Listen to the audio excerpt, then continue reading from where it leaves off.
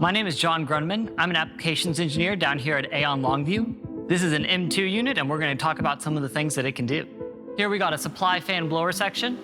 The M2, of course, is a modular unit. That's what the M stands for. You'll see throughout this that there is a series of joint straps through the unit. Those are places where it can be taken apart into separate sections. Those are also showing where sections can be selected or ordered. If you want to have different things, if you want to have kind of a different design that's not normally available, the M2 can do it. Here we have, of course, our coil section. This one has a reheat and a DX coil in it. Upstream of that, this one has a control box. The control box is necessary in the smaller M2 units. On the larger ones, the control section, of course, is in the blower section. This one has a heat wheel as well, so it's got a filter section for the return air, and it's got the heat wheel module, which of course is a single module up and down 2 level. Upstream of that, we got our exhaust fan and our outside air filter. Now, this is a split system, so this would be your indoor unit. This would pair with a condensing unit, which would go outside. This one is paired with a CF11 condensing unit.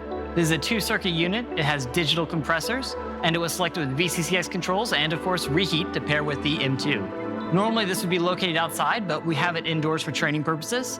These also come with, of course, full-colored wiring diagrams. This is one of the split systems we can offer to help meet your needs.